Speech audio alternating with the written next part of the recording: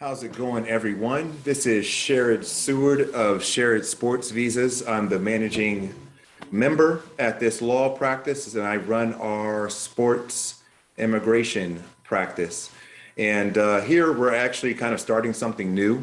It's something I call the Global Mobility Conversations, where we talk with industry leaders in the sports, international sports business, and also with some of my favorite athletes.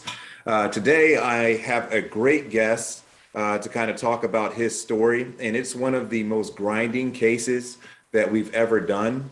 There was a young man kind of in an unfortunate situation when he was younger, and he had a big visa problem that was stopping him from reaching his dreams of competing in mixed martial arts in the United States. But due to his patience and also, just working with us on the process, we were able to get his work done. Amazing job. And he's going to be on his way to the United States soon to compete in December. So let's talk to him about it. Dean Berry. Ah, there we go. There he is. Can you see me okay? I can see you okay. You got to kind of like bear with me. This is like my first time trying this out. But I just basically introduced you and said we had a long road to get you where you are now. Crazy road, bro. Crazy. Yeah. Well, let's start like this. Tell them who you are. Tell them where you come from and what you do. So my name is Dean Barry. I'm a professional mixed martial artist from Dublin, Ireland. And I was recently signed to the UFC in November. And that's how I met Sherrod. He helped me get my P-1 working visa. So that's how we met. Yep. And before mixed martial arts, you were in point kickboxing, or was it karate? Tell us about that before mixed martial arts.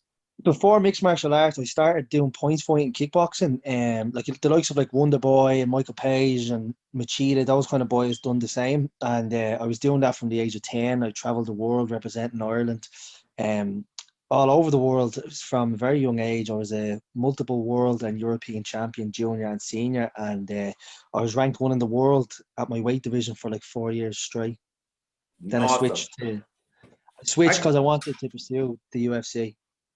I actually have a technical question that I was thinking about last night. So today is October 27th. I'm getting ready to fly to Miami to go to the Professional Fighter League's finals. Lovely. And there's going to be a fight with Clarissa Shields, who's the two-time Olympic gold medalist in boxing. And she had one MMA fight, and the wrestling just didn't go well. So like my question for you is like, when you started doing the grappling, especially like the defensive wrestling to stay on the feet, like, did it kind of change the way like your muscles work? Because I know when I'm boxing a little bit and then I go to grappling, my muscle composition and the way that, lactic acid builds up completely changes. Did you find that as well when you started training grappling, especially the wrestling? That's kind of a good question. So I found it difficult starting learning how to wrestle, obviously, because it was brand new to me. But the sport I came from, it's just pure explosiveness. Everything is hip first, hip fast. It's just you're bouncing on your toes. You're in like a light. You're out like a light. So I kind of picked up wrestling pretty quick. Like I had really fast hips. I was able to, I had like fast twitch fibers as it was. So I found that very helpful for me coming into wrestling. I'm able to, I can scramble really fast and I'm kind of jittery and stuff. So the style I came from helped me adjust to wrestling. And I'm very hard to take down because of the distance from the sport I came from. It's all distance management. So I kind of figured that out. But it took me a while to get used to changing my foot position, because you had to change from facing outwards for like the likes of sprawling and stuff like that. Mm-hmm. But yeah, man, my sport really helped me. Like boxing's a lot different. The guys sit and plant, and she's probably so used to sitting and like knocking people out and stuff. Where my sport, you're just on your toes like a butterfly. That makes sense. Yeah, I knew, like, for me, I'm a bigger guy. I can't believe I'm like at 240 pounds right now. And really? Yeah. I looked at this, I couldn't believe it. I'm like, what? 240? It was crazy. And then my stamina's not the best. So when I was training like jujitsu and stuff like that, I'd rather be taken down and then kind of like work my way back up, because like if somebody has grinding me down, I'm just going to get tired. So I might as well I'd rather go down and then kind of explode and, like change position, go to like side control. But for you, do you feel comfortable on your back, or would you rather just keep it standing either way? So if somebody gets in on a single leg, would you rather go down and just try to sweep them, or are you going to try to stop from going down? And I prefer, like, obviously I prefer to keep the fight standing, and I've got like a nice defense for single legs. Like I've loads of different like positions I can put myself in to stuff them. But I actually like stuffing a single leg almost to where I force them to the ground and I end up on top. And I love going for like submissions like Darcy's and head and arm chokes and Oh stuff and yeah. side control. And yeah, that's kind of my game there. And off my back, I have like pretty explosive muscle, so I can pop back up kind of quick. So that's kind of, I'm okay both ways, but I prefer obviously to keep the fight standing, Sherrod. That makes sense. All right, so we got off on a tangent. We're supposed to be we're supposed to talk about immigration. So let's get back to it. So when you called me, you had a situation to where the UFC had applied for a P-1 visa, and then when you went to your interview, they had a little issue, a snafu. Yeah, and I know you've talked about it before, but I'll let you kind of explain what happened there with your first try. So actually, initially, the UFC applied for the waiver for me to get the visa, Okay, but they said mine was the first one they've ever had that was denied like that. that's And right. that's what the guy said. So then they said there was no way of me getting a visa. So there was no way they could keep me on the roster because they were convinced I wasn't going to be able to get one. And then they said if I was able to get that and overcome it, that they would give me my contract back. Right. So I had like weeks where I was in, like, I thought my career was over. I was so heartbroken. And then I was looking to find the best attorney I could find in America to help me with this. And then I came across you Yeah. and I seen what Molly, you, I think Molly hooked us up. Molly yeah, with the UFC. Molly McCann hooked us up, and she said, because I reached out to her, and because I kind of overheard she had like similar issues with like just getting access to a visa quickly, and then she directed me to you, and I told her my story, and she said you could help me, and Right. then I reached out to you, bro, and then like it was great to hear from you, like you were so confident about it and reassured me and made me feel so at ease over, and then we just went from there, and it was a really good friendship I built with you. Yes, sir. So to go back, what he's talking about so when we were doing this for the past 2 years, you can't come straight from Europe to the United States. You have to stay 14 days out unless you have a special waiver. And there's only certain leagues that can do that, such as the NBA, NFL, the UFC, and so forth.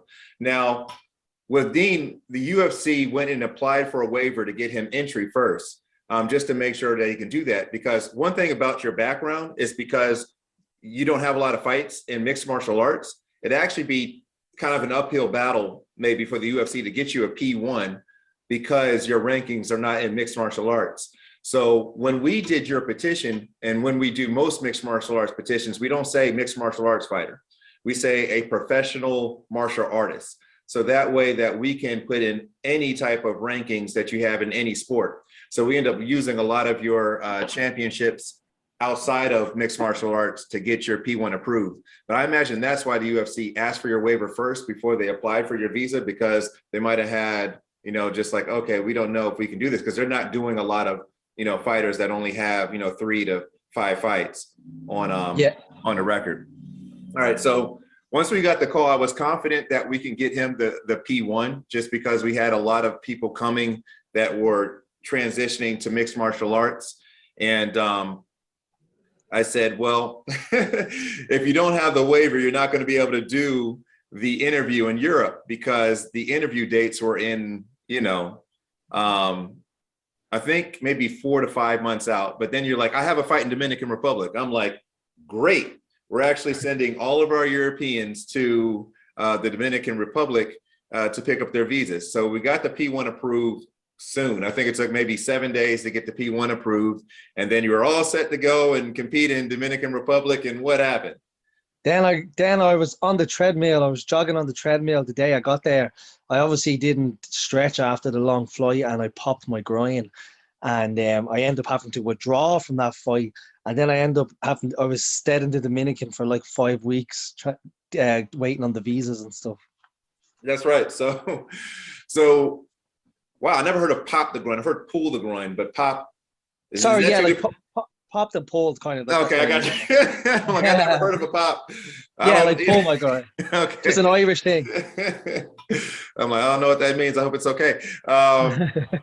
Right. So he injures himself, and then, but he still does the interview. Now, here's one thing to know about doing an interview in Dominican Republic. They have two different interviews. One, you have to get your fingerprints done, and then you have to do your regular interview. Unfortunately, we try to get those back to back, but sometimes the way the dates are set up, you have to wait a week in between. And then they have another thing where they like to hold on to passports. And I'll let you kind of talk about what happened there. Oh God, yeah. So the guys took my passport. I think they held it for like 2 weeks or something, wasn't it? And Yep. I was in touch with you. You were reaching out to the embassy to try to get it pushed through because I had flights that I had to make home.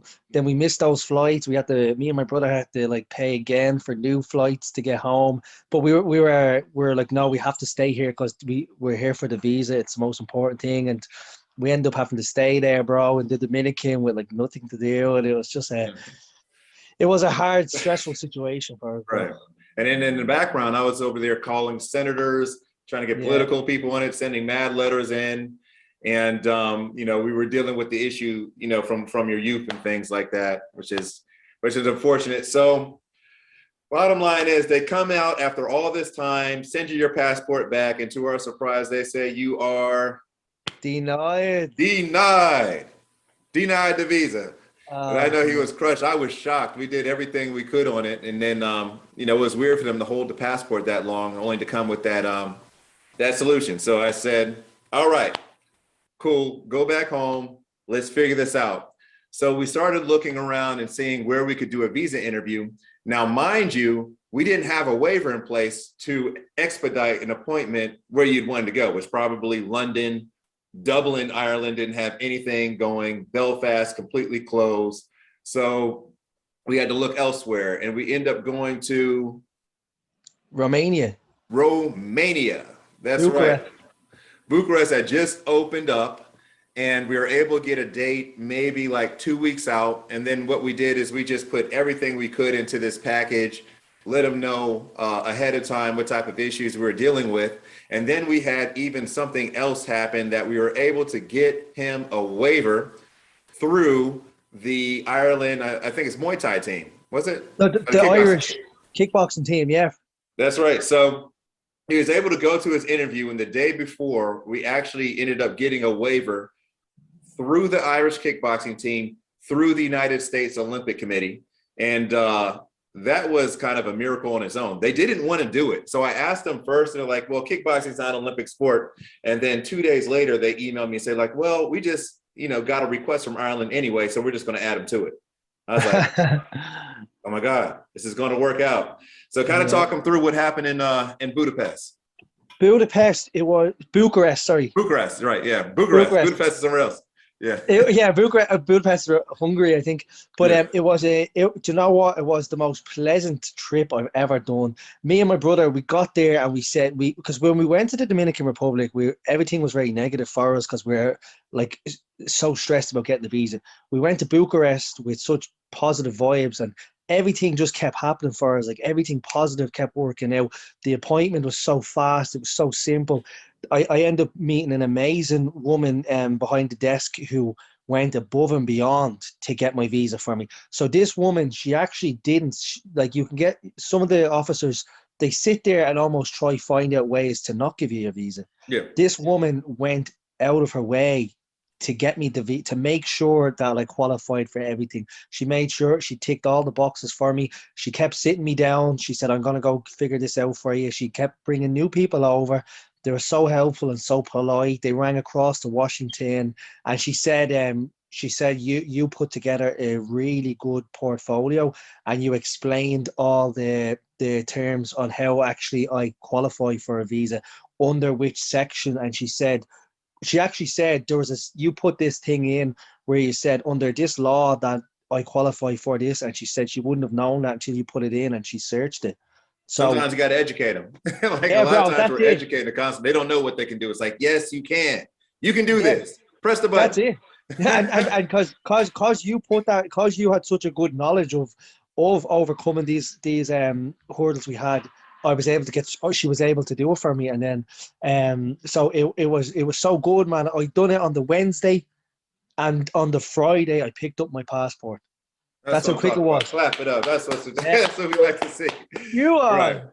So now that's happened a couple of months ago, and I'm like, okay, he's fighting next week, but we couldn't get a fight until now. Like, so what was going on with getting, like, you got the waiver, you got the visa. We emailed Gina at the UFC. I'm just like, okay, I'm ready to get the tickets. What happened?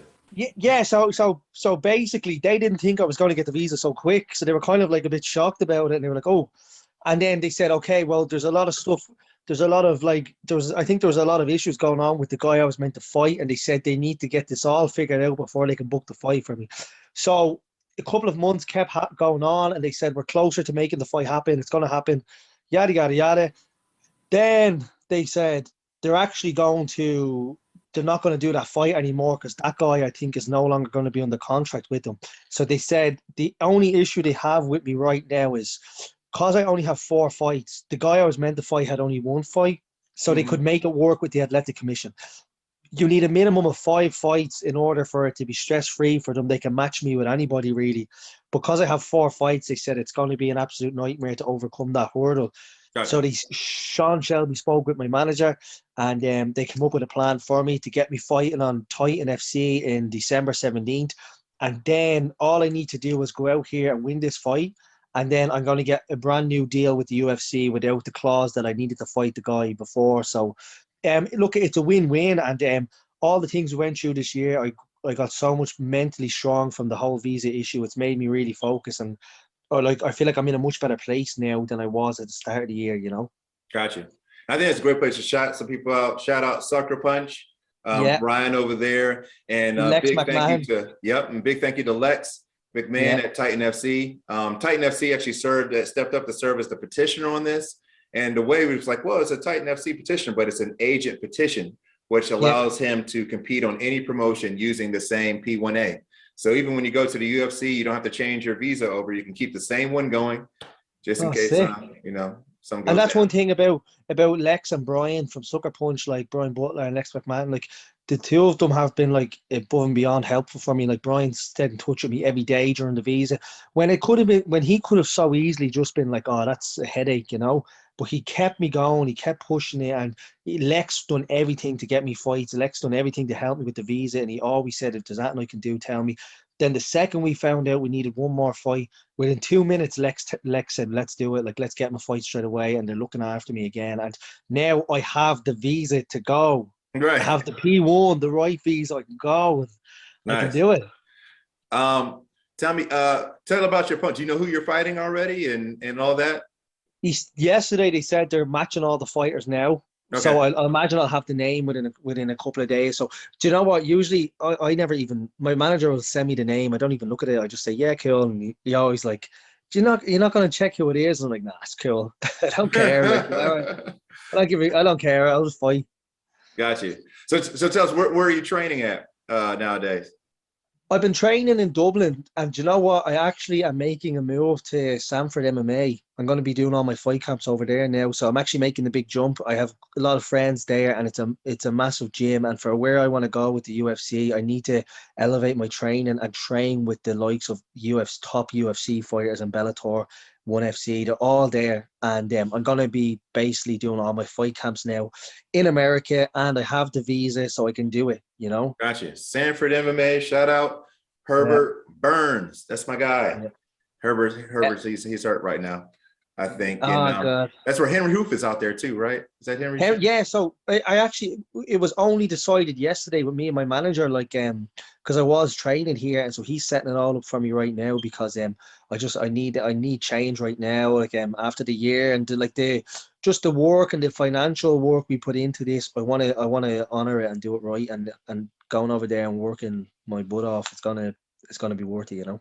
Yep. That's one gym I haven't been to yet, but because I know I used to go to Hard Knocks 365 when Henry was there. And then one of my first MMA clients, Herbert Burns, was there. But hopefully I'll show up there soon the next time I'm in Florida, but not today, because today I'm flying to Florida. But I got one mission. I'm going to the Hard Rock Casino to go see Russell Shields and Roush Monfillo fight for the $1 million PFL purse. Oh, that's gonna be he's another story too. Like, he's just like, he was in a bad spot. I just like helped him out. And I was like, man, don't forget about the little people. And bro, like, it's so crazy. Like, everyone, like, the amount of fighters, MMA now, who are like, I just see them all working with you now. Like, it's like everybody knows your name. Word of mouth is crazy, bro. And like, even people text me all the time, who's your guy, and stuff. Like, it's crazy. Yeah. That reminds me, the UFC should have known I was going to get that visa quick. They know my work. Come on, UFC. Yeah. Come on, UFC.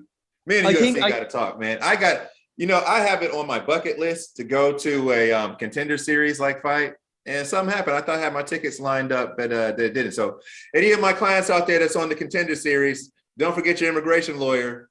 Get shared in the building. That's on my bucket list. I'll hook you up straight away as soon as I get the fight. You worry. Yeah, I mean, I haven't been in the Apex since Herbert Burns won his contender series fight. That was like 3 years ago. And I remember I didn't have a ticket. I literally like went there to meet with them, and Uriah Faber was sitting next to me. And so I was just talking to him, and then I just walked behind him into the Apex. I didn't even have a ticket. He's just like, yeah, sure, he's with me. I'm like, yeah, nice. Free, yeah.